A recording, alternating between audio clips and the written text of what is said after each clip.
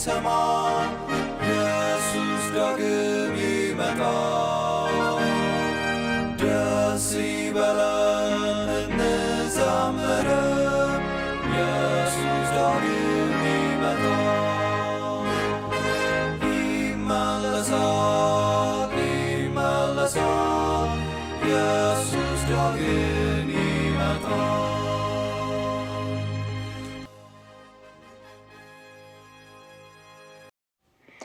በተለያዩ የዓለማችን ክፍሎች ሆናችሁ ይህንን መልእክት የምትከታተሉ ውድ ወገኖቼ ሁላችሁንም በጌታ በኢየሱስ ክርስቶስ ስም እንደገና ሰላም ልላችሁ እወዳለሁኝ። የአስቴር መጽሐፍ ጥናታችንን ዛሬ 7ኛ ክፍል ደርሰናል። ወደ 6 የሚሆኑ ትምህርቶችን በተከታታይ አይተናል። ዛሬ 7ኛውን እንቀጥላለን። የዛሬ ርዕሳችን የአስቴር ውሳኔ ይላል። ለመግቢያ ኢሳይያስ 41 ከቁጥር 10 እንደገና ቁጥር 13 ካነቡ በኋላ ጸልየን ወደ ትምህርቱ እንገባለን። ኢሳይያስ 41 ቁጥር 10 እንደገና ቁጥር 13 እኔ ካንተ ጋር ነኝና አትፍራ፣ እኔ አምላክህ ነኝና አትደንግጥ፣ አበረታሃለሁ፣ እረዳህም አለሁ፣ በጽድቅም ቀኝ ደግፌ ይይዝሃለሁ። እኔ አምላክህ እግዚአብሔር ነኝ፣ አትፍራ፣ እረዳሃለሁ ብዬ ቀኝ እጅህን ይይዛለሁና። እንጸልይ። ሁሉን የምትችል ሁሉን የምታውቅ ሁሉ በእጅህ ሁሉ በደጅህ የሆነ አምላክ ሐሳብህ የማይከለከል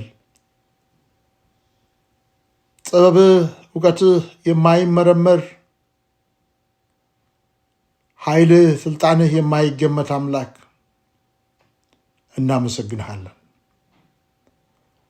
እናመሰግንሃለን። የፈለግከውን ልታደርግ የምትችል አምላክ፣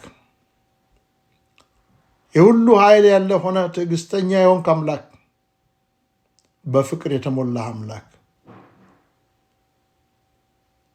ተመስገን። ዛሬ ይህንን ክፍል ስናጠና አባት ሆይ ለልባችን በተለየ መንገድ እንድትናገር ይህን ክፍል በጽናት እስከ መጨረሻ መስማት የምንችልበትን ሳንደናቀፍ መስማት የምንችልበትን አቅም ስጠን። አድማጮችን በተለየ መንገድ በዚህ ቃል አማካይነት ልባቸውን እንድዳስስ ጸልያለሁ። እኔንም ባሪያህን አስበኝ፣ በልጅ በኢየሱስ ስም አሜን። እንግዲህ በትላንትናው ትምህርታችን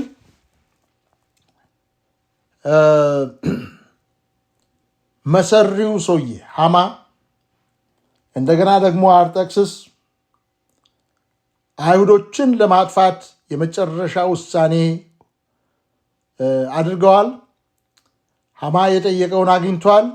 የፈለከውን አድርግ፣ ስልጣኑን ሰጥቻለሁ፣ ሐሳብህን የምትፈጽምበትን በጀትም ተመድቦልሃል ብሎ ስልጣን ሰጥቶት እንደገና አዋጅ ወጥቶ አይሁዶች፣ ሽማግሌዎች፣ ወጣቶች፣ ሕፃናት በሙሉ የሚጠፉበት ቀን ተወስኖ አልቋል። አሁን እና በአይሁዶች ቤት ሐዘን ማቅ አለ። በነ ሐማ ቤት ደግሞ ጭፈራ አለ። የፈለካችሁትን አድርጉ ተብለዋል እና ሐማ ይጨፍራል። አይሁዳዊ የሆነ ግን ሐዘን ላይ። አስቴር በንጉሱ ቤት ነች። ሁኔታው ሁሉ ተነግሯታል። 3 ቀን እኔም ጾማለሁ፣ ደንገጥሮችም ይጾማሉ፣ እናንተም ጾሙልኝ ብላ ጾም ጠይቃለች።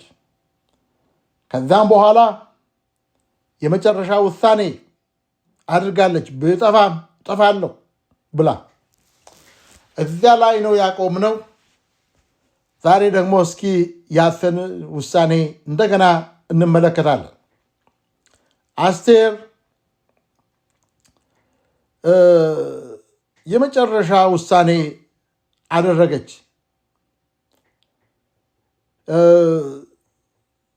እግዚአብሔር ሕዝብ ባለበት ሁሉ የእግዚአብሔር ጠላት አለ።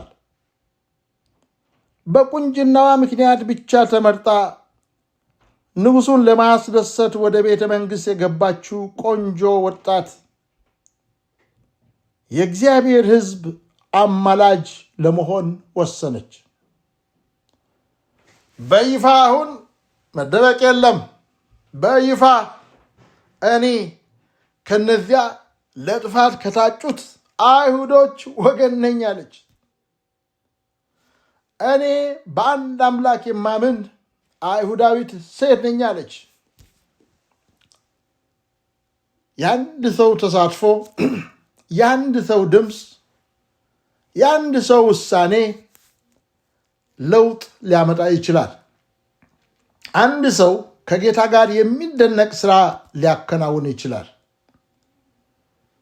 ወገኖቼ፣ በአንድ ሰው ምክንያት የፈረሱ ትዳሮች ተመልሰው ነፍስ ሊዘሩ ይችላሉ። በአንድ ሰው ምክንያት ቤት የሌላቸው የተራቡ ሰዎች ሕይወት ሊለወጥ ይችላል። በአንድ ሰው ጥረት ምክንያት በድራግ በአልኮል ሱስ የታሰሩ ነፃ ሊወጡ ይችላሉ።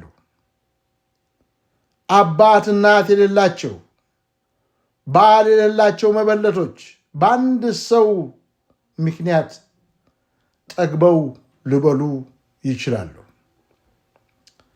እኔ አያገባኝም ማለት የለብንም። ኢፍትሐዊነትን መቃወም አለብን። እውነት ነው ብለን ላመንነው ጉዳይ ድምፃችንን ማሰማት አለብን። ከጠፋን እንጥፋ፣ ለራሳችን ሕሊና እንኑር። አንድ ሰው ልዩነት ሊፈጥር እንደሚችል እንመን። ዝም ብሎ በመላምት በቲዎሪ ጊዜ አናጥፋ። እግዚአብሔር ዓለምን እንዲሁ ወደደ። ወደ ምን አደረገ? አንድ ነገር አደረገ። ኮሚቴ አልሰበሰበም። እግዚአብሔር ራሱ እርምጃ ወሰደ። ቁጭ ብሎ እያዘነ ጊዜ አልጨርሰም። ልጁ ኢየሱስ ክርስቶስ አባት ሆይ እኔ እሄዳለሁ አለ። ስለዚህ እኛ ዳን። ለእኛ ጥያቄው ስለ ክርስቶስ ምን ታስባላችሁ አይደለም፣ አስበህ ምን አደረግክ። ስለ ወንጌል መልእክት ምን ተሰማህ አይደለም፣ ተሰምቶህ ምን አደረግክ። አስቴር ወገኖቿ ለጥፋት መታጨታቸውን በሰማች ጊዜ እኔ አይሁዳዊት ሴት ነኝ፣ ይህ የአይሁዶች ጥፋት ጉዳይ በፓርላማ ጸድቆ በአዋጅ የተነገረ ጉዳይ ነው፣ እኔ ሴት ነኝ፣ ወጣት ነኝ፣ እኔ ምንም ማድረግ የሚችለው ነገር የለም አላለችም። አንቺ በንጉሱ ቤት ስለሆንኩ ከአይሁድ ሁሉ ይልቅ እድናለሁ ብለሽ በልብሽ አታስቢ። በዚህን ጊዜ ቸል ብትይ እረፍትና መዳን ለአይሁድ ከሌላ ስፍራ ይሆንላቸዋል የሚለው የአጎቷ መርዶክዮስ መልእክት እረፍት ነስቷታል። አስቴር በሚደንቅ አይነት ድፍረት ተሞልታ በሱሳ የሚኖሩ አይሁዶች ሁሉ ለ3 ቀን ሳይበሉ እና ሳይጠጡ እንዲጸልዩ፣ እሷና ደንገጥሮቿ ለ3 ቀን በጾምና በጸሎት እንዲቆዩ፣ ከ3 ቀናት በኋላ ሕጉ ባይፈቅድላትም ወደ ንጉሱ ፊት ቀርባ ማንኛውንም አይነት ውሳኔ ለመቀበል ተዘጋጀች። መርዶክዮስ በደስታ እንዳጨበጨበላት ጥርጥር የለው። ሲኤል ሉዊስ የሚባሉ አገልጋይ ለተጠሩበት የከበረ ዓላማ የሚቆሙትን ሰዎች ደረት ያላቸው ሰዎች ብሎ ይጠራቸዋል። በሱ ቋንቋ what we need are people with chest ይላቸዋል። ቸስት ያላቸው ደረት ያላቸው ሰዎች ያስፈልጉናል ይላል። በእንግሊዝኛ people with guts እንላለን። አንጀት ያላቸው ሰዎች፣ በአማርኛ ሐሞት ያላቸው ሰዎች እንላለን። ሐሞት ወይም ሐሞተ ኮስታራ ብለን እንጠራለን። አስቴር በሉዊስ አባባል ደረት ያላት፣ በእኛ አገላለጽ ኮስታራ ሐሞት የነበራት ሴት ነበረች። ከወለዱና ካሳደጉ ላይቀር እንደ አስቴር አይነት ልጅ ማሳደግ ያኮራል። አንድ ትንሽ የ12 ዓመት ህፃን ፍራንሲስኮ ኤግዛሚነር የሚባል ጋዜጣ ወደ የቤቱ እያዞረ ያድል ነበረ። በመስሪያ ቤቱ ቅሬታ አድሮበት እንዲህ ብሎ ጻፈላቸው። የተወደዳችሁ የሳን ፍራንሲስኮ ጋዜጣ አዘጋጆች፣ በቅርቡ ስለ ገይ ነፃነት እና ስለ ጽንስ ማስወረድ ያወጣችሁትን ጽሑፍ አንብቤ በጣም ስላዘንኩ እንዲህ አይነት እርካሽ ጽሑፍ ማሰራጨት ስለማልፈልግ ከመስሪያ ቤታችሁ ጋር ያለኝን ኮንትራት ያቋረጥኩ መሆንን ለመግለጽ እወዳለሁ። አያችሁ፣ ሌላ ሐሞት ያለውን ትንሽ ልጅ፣ ሐሞት ያለው የ12 ዓመት ልጅ ተገኘ። ህሊናው የማይፈቅድለትን ነገር ላለመስራት ወሰነ። ስንቶቻችን ነን በዚህ ህፃን ቦታ ብንሆን ተመሳሳይ ውሳኔ የምንወስን? የምንሰራበት መስሪያ ቤት መሪዎች ይሁኑ ሰራተኞች በሙሉ ለህሊናችን የሚከብድ ውሳኔ ቢወስኑ እንደ ትንሹ ልጅ የተቃውሞ ደብዳቤ የምንጽፍ ስንቶቻችን ነን? ኤፕሪል 18 1521 ዳይት ኦፍ ወርምስ በሚባል ከተማ ማርቲን ሉተርን ለመግደል ጳጳሳቱ ቆርጠው ተነስቶ ነበረ። ይህንን የሰማ ወዳጁ ሊገሉ ስለሚፈልጉ ወደ ወርምስ እንዳትሄድ ብሎ ጠየቀው። ሉተር እዛ ቦታ ያሉ አጋንንት ብዛት በጣራው ላይ እንዳለ ምን ልበለው እንግዲህ ለጊዜው ምስማር ልበለው፣ በጣራው ላይ እንዳለ ምስማር ካለ ምስማር ጋር እኩል ቢሆን፣ ጣራው ከተሰራበት ነገር ጋር እኩል እንኳን ቢሆን መሄደን አልተውም አለ። እንደተናገረውም ሄዶ ሐሳቡን እንዲቀይር የጻፍኩት ስህተት ነው እንዲል በተጠየቀ ጊዜ የጻፍኩት ስህተት መሆኑን መጽሐፍ ቅዱስን ጠቅሳችሁ ካልነገራችሁኝ አላምንም አለ። እኔ የአለቃዬ እግዚአብሔር ቃል ነው አለ። ሂር አይ ስታንድ፣ እዚህ ቆሜያለሁ። ሌላ ነገር ማድረግ አልችልም። እግዚአብሔር ይርዳኝ። እዚህ ቆሜያለሁ። ሌላ ነገር ማድረግ የሚችለው ነገር ሌላ የለም። እግዚአብሔር ይርዳኝ። አለውጥም አለ። እግዚአብሔር ባይጠብቀው ሊገሉት ይችሉ ነበር። ስንቶቻችን ነን እንደዚህ አይነት እርምጃ ለመውሰድ ሐሞት የሚኖረን? ሐሞት ያላቸው ሰዎች ያስፈልጉናል። ዛሬ የአንዳንዶች ልብ ልፍስፍስ ነው። በአካሏ አጭርና ትንሽ እንደነበረች የሚነገርላት ማዘር ትሬዛ በአሜሪካ መሪዎች ስብሰባ መካከል ጽንስ ማስወረድን በሚደግፉ የአሜሪካን መሪዎች መካከል ተቀምጣ እንዲህ አለች። ሰንድ ሚ ዩር ቤቢስ አለቻቸው። አትግደሏቸው፣ ለእኔ ስጡኝ፣ እኔ ያሳድጋቸዋለሁ። አይገርምም? በምኗ ከየት ይመጣል ብሩ ብላ አልተጨነቀችም። እንዴት ሆነ ይሄ ሁሉ ሰው ልጅ እኔ ጋ ብልክም ማሳድገው አላለችም። እኔ ጋ ላኩ፣ አትግደሏቸው፣ እኔ ጋ ላኩ፣ እኔ ያሳድጋቸዋለሁ አለች። የማዘር ትሬዛ ሐሞት የሚደንቅ ነው። ሐሞተ ኮስታራ አስቴርን የምናደንቅበት ምክንያት አንድ ነገር አደርጋለሁ ማለት ብቻ ሳይሆን ነገ ጧት ፀሐይዋን መልሳ የማየት ዕድል እንደሚያጋጥማት እርግጠኛ ባትሆንም ከጠፋሁ ጠፋሁ፣ በቃ ከጠፋሁ ጠፋሁ፣ ትክክለኛ ነገር አደርጋለሁ በማለት ወሰነች። ያስቀናል አይደል? ያስቀናል አይደል? እንዲህ አይነት ህይወት።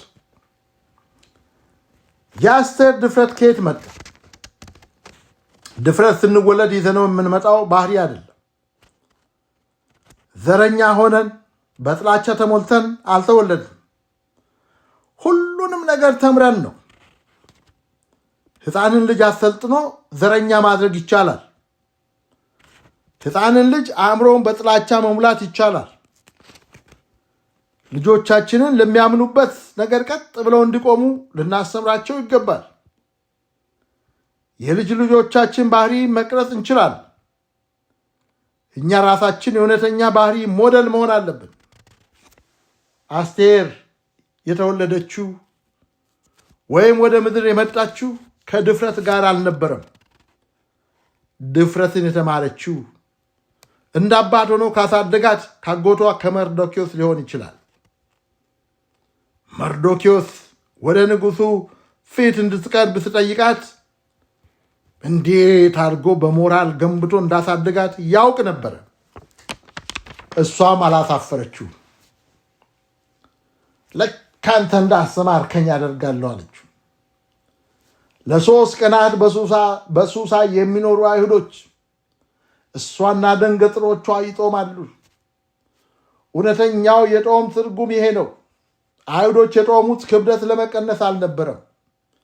ያጋጠማቸው ሁኔታ ከባድ ነበር። ድግስና መዝናኛ ፕሮግራሞች መቆም ነበረባቸው።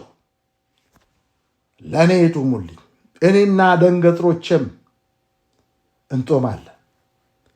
በሌላ አነጋገር እግዚአብሔርን የሚጠባበቁበት ጊዜ ነው። ያ ጊዜ ባለስልጣናቱ የወሰኑትን ውሳኔ ሰምተሃል። አንተስ ምን ትላለህ? አባታችን አምላካችን፣ በእነዚህ የጥበቃ ሰዓታት እግዚአብሔር በአይን ሳይታይ ስራ ይሰራል። በእኛ ልብ ውስጥም የሚሰራው ስራ አለ። እግዚአብሔር በሌሎች ህይወት ውስጥም የሚሰራው ስራ አለ። ኢሳይያስ 40:31 እግዚአብሔርን በመተማመን የሚጠባበቁ ሁሉ ግን ኃይላቸውን ያድሳሉ፣ እንደ ንስር በክንፍ ይሮጣሉ አይታክቱም፣ ይሄዳሉ አይደክሙም።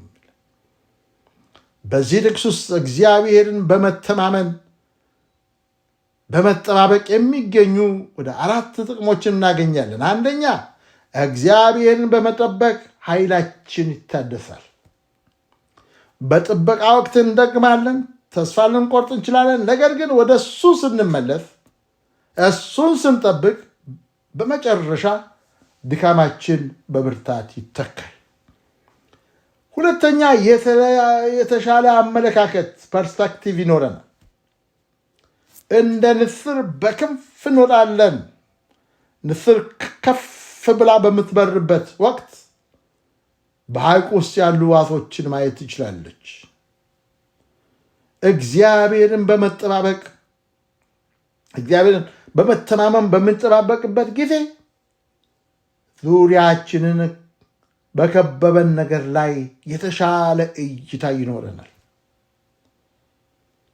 ሶስተኛ፣ ተጨማሪ ኃይል እናገኛለን። እንሮጣለን፣ አንታክትም። ተጨማሪ ኃይለኛ ይሆናል እግዚአብሔርን በምንጠባበቅበት ጊዜ። አራተኛ፣ ትዕግስት። በትዕግስት እንሄዳለን፣ እንራመዳለን፣ አንደክምም። አጥንታችን ይበረታል።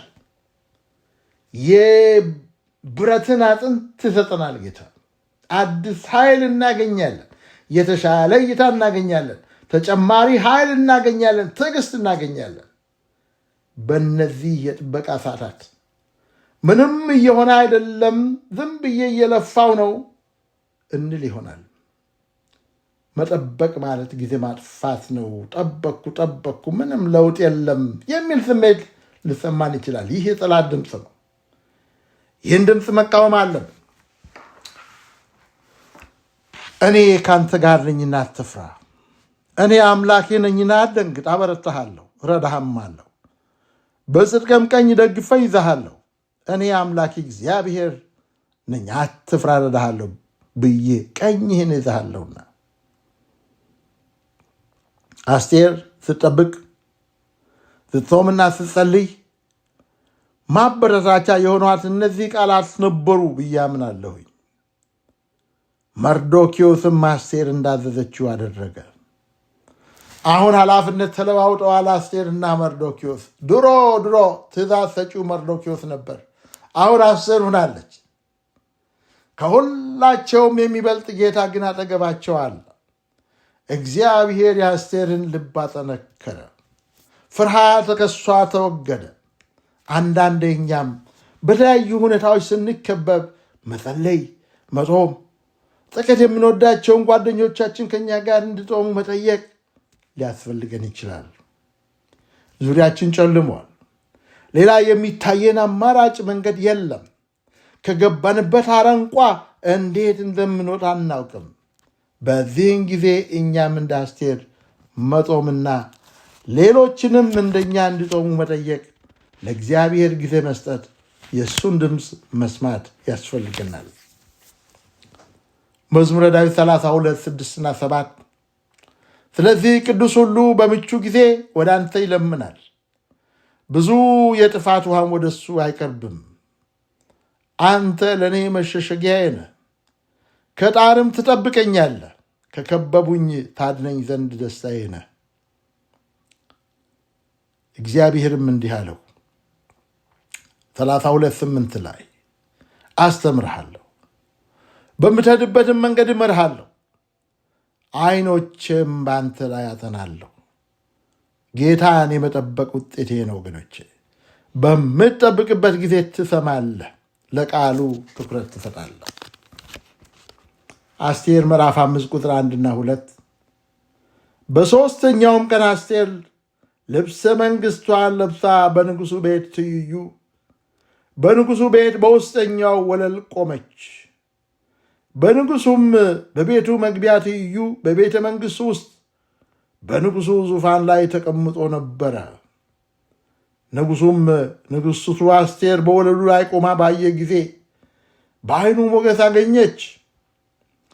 ንጉሡም በእጁ የነበረውን የወርቅ ዘንግ ለአስቴር ዘረጋላት። አስቴርም ቀርባ የዘንጉን ጫፍ ነካች። እግዚአብሔር ይባረክ። ምሳሌ 21 ቁጥር 1 ላይ የንጉሥ ልብ እንደ ውሃ ፈሳሾች በእግዚአብሔር እጅ ነው፣ ወደ ወደደውም ያዘነብለዋል።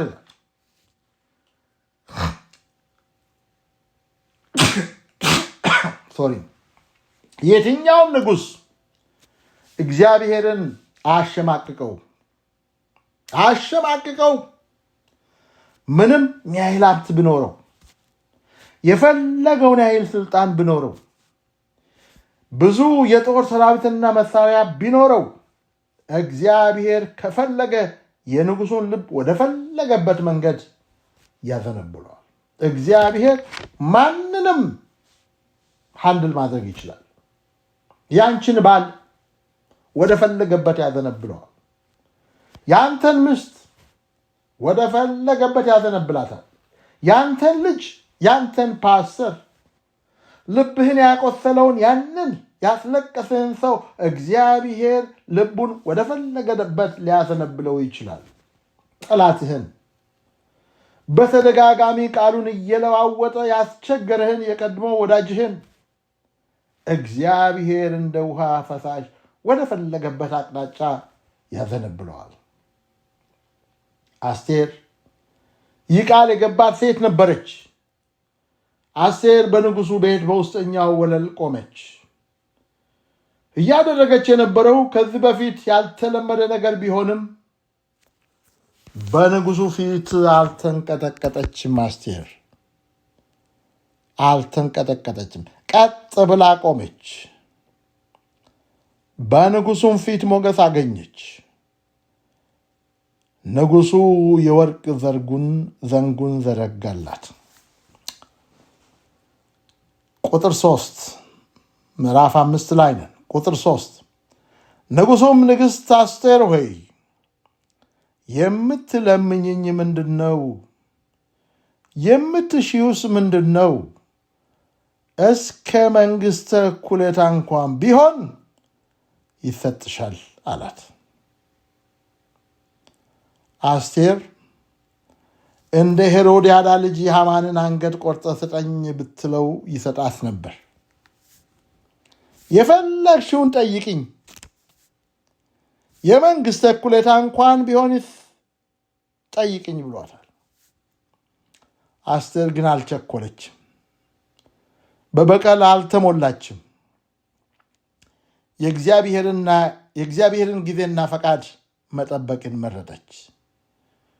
የእግዚአብሔርን ጊዜ በማንጠብቅበት ጊዜ እንቸኩላለን። ቆይቶ ደግሞ የሚቆጨንን ነገር እንናገራለን።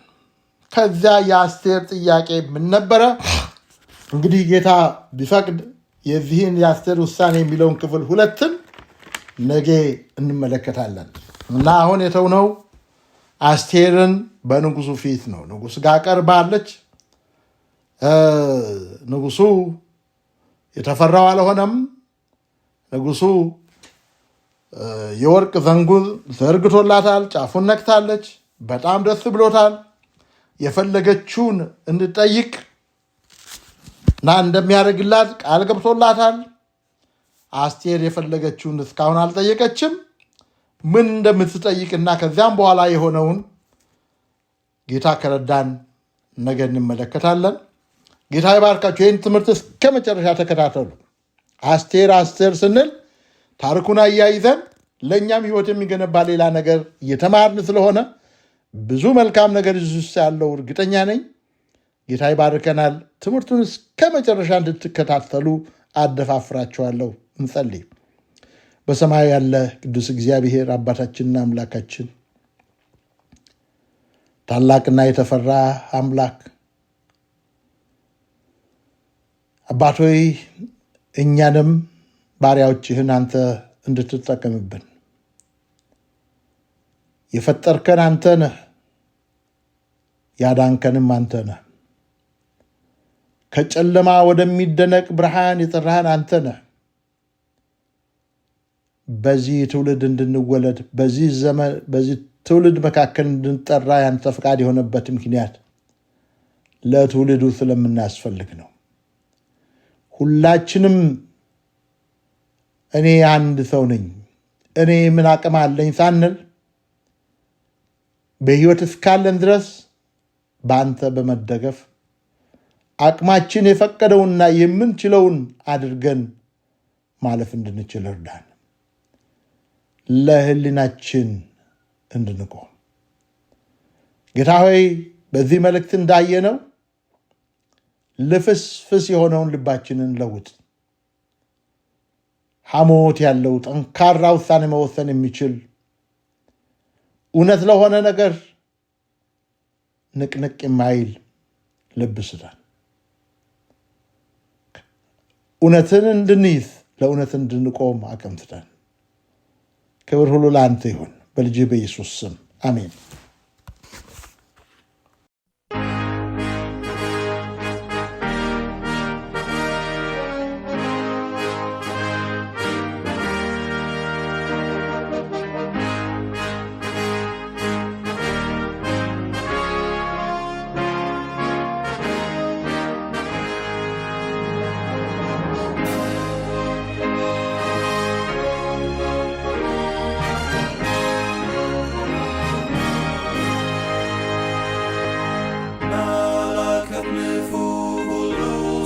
ሰማ ኢየሱስ ዳግም ይመጣ።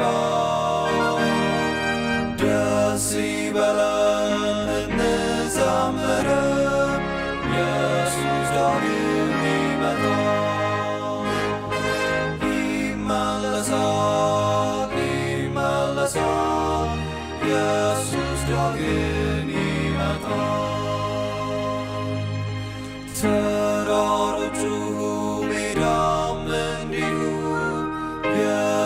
ዳግም ይመጣል። ኢየሱስ ይመጣል በክብር ዙፋን። ኢየሱስ ዳግም ይመጣል። ይመለሳል ይመለሳል። ኢየሱስ ዳግም ይመጣል። ፍጥረቱ ሁሉ ይናገረናል። ኢየሱስ ዳግም ይመጣል።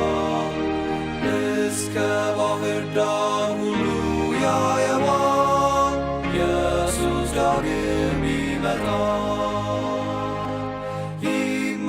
ይመለሳል ይመለሳል። ኢየሱስ ዳግም ይመጣል። የምድር መናወጥ ለሰዎች ይላል። ኢየሱስ ዳግም ይመጣል። አውሎ ነፋስም ያስታውቀናል። ኢየሱስ ዳግም ይመጣል። ይመለሳል ይመለሳል። ኢየሱስ ዳግም ይመጣል። ሕዝብም ይቆጣል፣ በዚህ ይታወቃል። ኢየሱስ ዳግም ይመጣል። ሕዝብ ይራወጣል፣ እውቀት ይበዛል። ኢየሱስ ዳግም ይመጣል።